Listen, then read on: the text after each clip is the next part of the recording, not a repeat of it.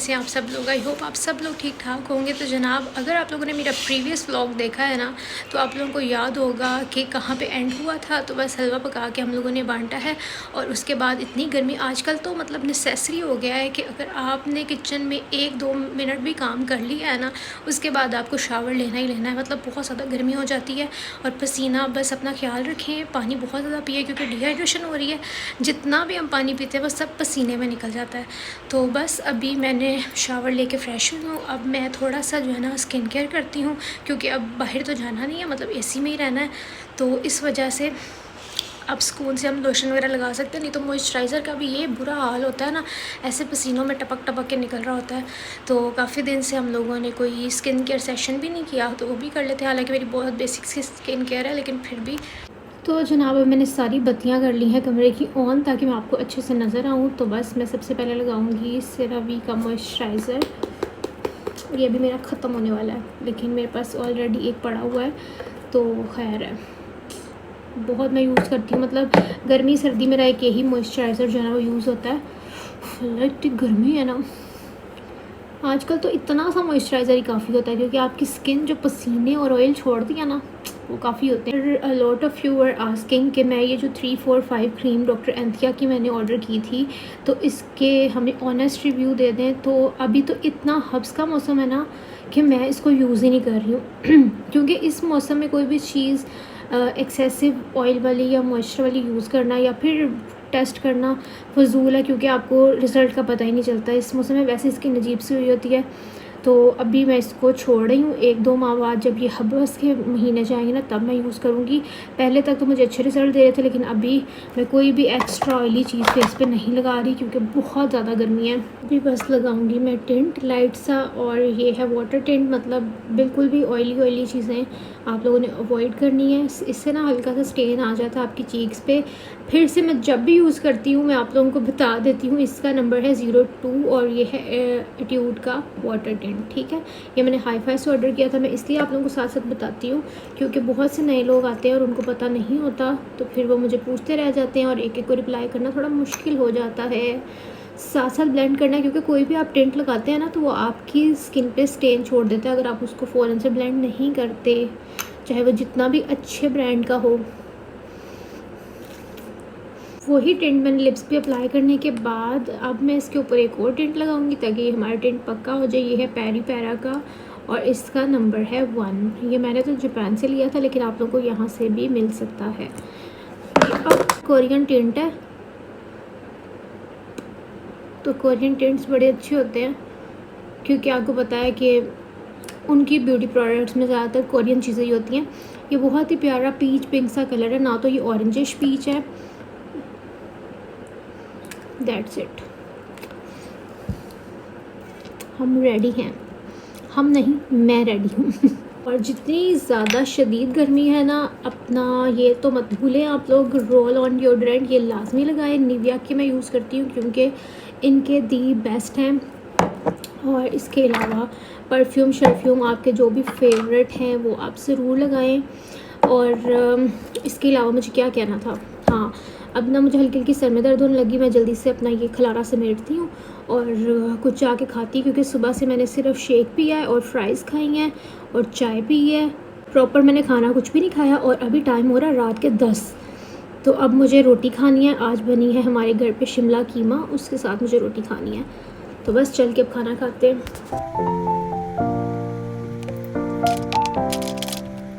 जनाब, इस मौसम में आप लोगों के साथ मैं बालों की भी एक टिप शेयर करने वाली हूँ क्योंकि बहुत ज़्यादा हब्स और पसीना आने की वजह से ना हमारे अक्सर यहाँ पे थोड़े थोड़े कर्ल्स पड़ जाते हैं। तो उसके लिए मैं क्या करती हूँ, अब देखिए मैंने शावर ले लिया ना, उसके बाद यहाँ पे हल्का सा वो कर्ल शो होने लग गया। तो हमने क्या करना है, यूँ बाल पकड़ने हैं और यहाँ पर हम लोगों ने कुछ देर के लिए हेयर पिन लगा देनी है। इससे ये होगा कि हमारे बाल खिंचे रहेंगे और यहाँ पर वेव नहीं आएगा, ठीक है। तो ये वेव से बचने का तरीका है, वरना जितनी ज़्यादा नमी है ना, तो हम अच्छा फ़िलहाल आप थोड़े से कड़ोड़े लगेंगे, लेकिन इसको आपने इग्नोर करना है, लेकिन ये आप लगा के रख दें।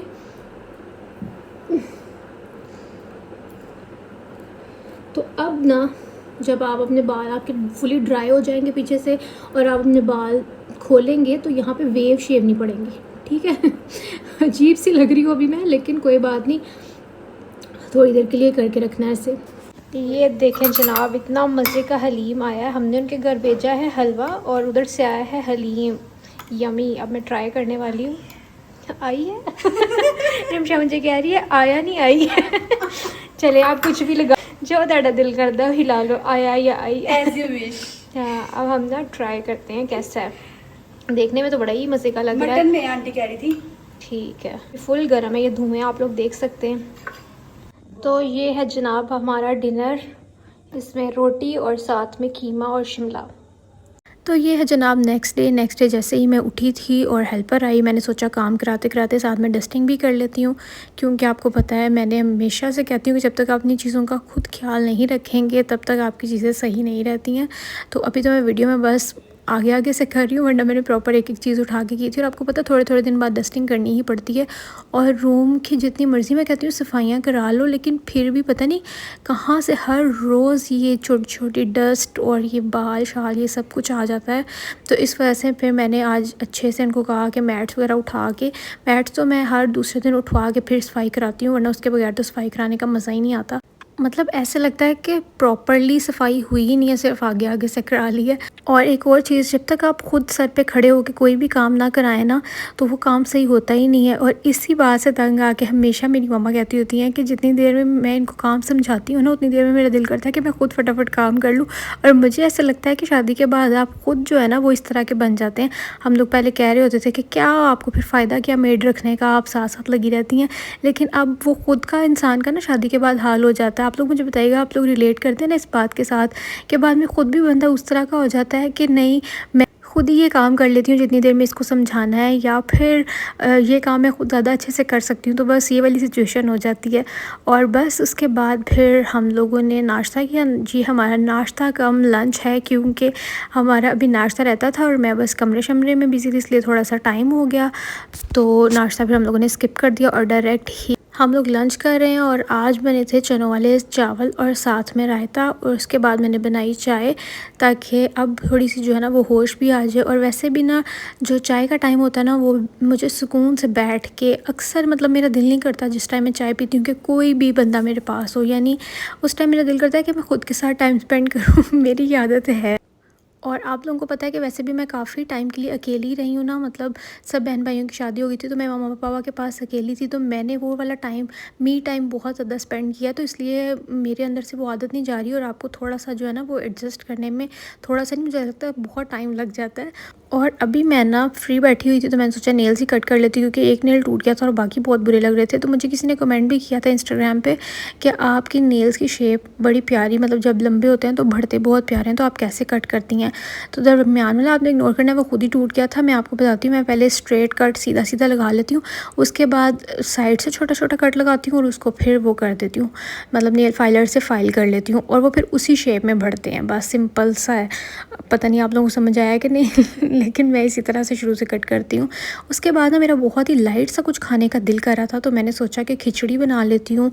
और ये मतलब एक तरह की चाइनीज़ खिचड़ी है, मतलब अजीब सी खिचड़ी है लेकिन बनेगी मज़े की। तो यहाँ पे मैंने क्या किया था, मैंने प्याज लेके उनको लाइट सा बस सौते कर लिया था, उसके अंदर साथ मैंने ज़ीरा भी ऐड कर लिया था।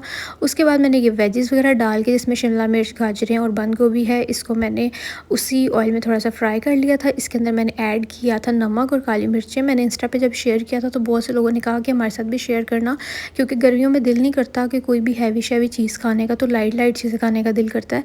तो मैंने सोचा आप लोगों के साथ भी शेयर कर देती हूँ। फिर इसके अंदर मैंने सिर्फ ब्लैक पेपर और सॉल्ट ऐड किया था, और साथ मैंने इसके अंदर दाल और चावल जो मैंने भिगो के रखे हुए थे साफ़ करके, वो मैंने ऐड कर दी है पानी डाल के। तो बस हम इसको प्रेशर कुक कर लेंगे।